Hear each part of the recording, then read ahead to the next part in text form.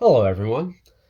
So I had a request to make a video on this fan. This is a recent ILG find. This is from the 2025 Jersey fan meet. Now what I find particularly neat about this is it is a quite a late example of one of these. This is a model 163 panel mount, but it is a ILG Industries, and it actually specifies on the nameplate Division of Carrier Corporation. So I thought that was pretty cool. And also, this is what I believe to be a new old stock fan. I don't see any indication that it was ever mounted in any way. None of the mounting holes show any marks on them. So that's kind of neat. Something that's been around for a little while and has just never been used. So this one also is pretty cool in the fact that it is a 2-speed split phase motor, and it actually changes the poles. So it has a 4-pole and a 6-pole winding in it. So this is truly a 2-speed. If you take the blade off and run the motor without the blade, it switches from close to 1200 synchronous to close to 1800 synchronous, and does it very quickly. Even with the blade on, the speeds switch incredibly fast. I will demonstrate that in a second. But with comparing this to a standard 163 that has the the ILG permanent split capacitor motors on them, those are 6-pole motors, and even when they're set up as 2-speed, if you take the blade off, even on high or low, they will spin close to that 1200 synchronous speed, because either way, it is still a 6-pole motor.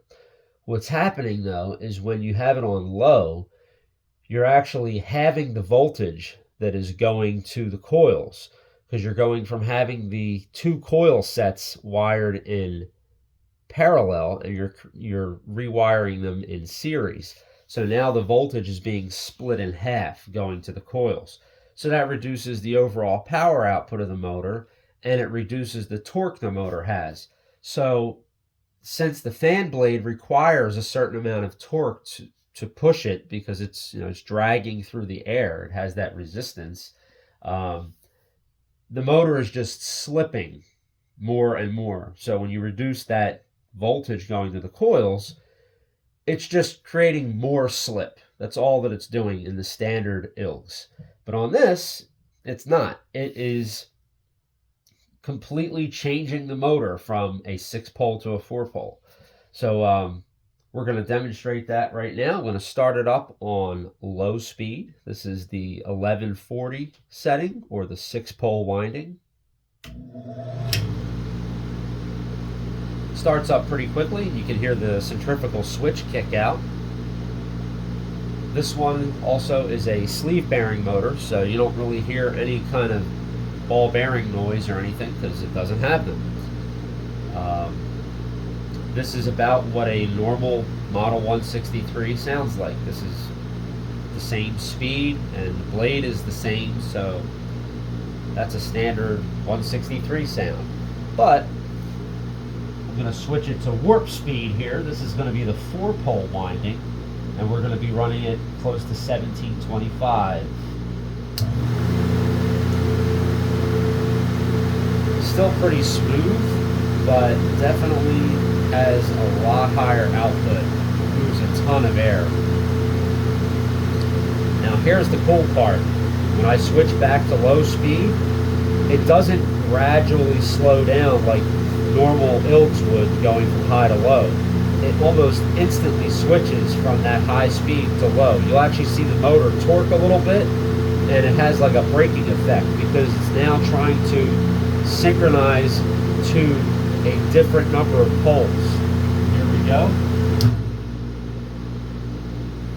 Pretty neat, isn't it? Almost instantly goes from the 4-pole speed to the 6-pole speed. I'll go back and forth again here. High.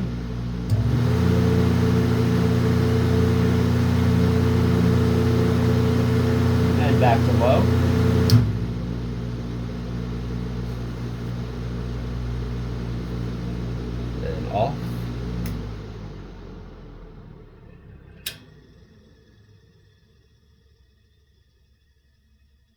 And then I will start it up one time directly on high speed so you get to see how it accelerates, going from 0 to warp speed. All right, here we go. High speed. Picks up pretty quickly. And off.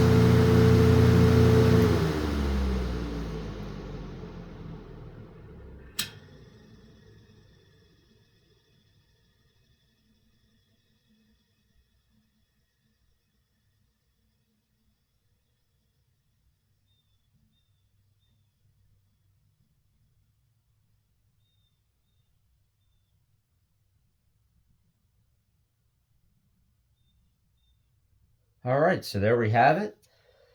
That is the late model panel mount 163. Hope you all enjoyed watching. Please like and subscribe and have a fantastic day.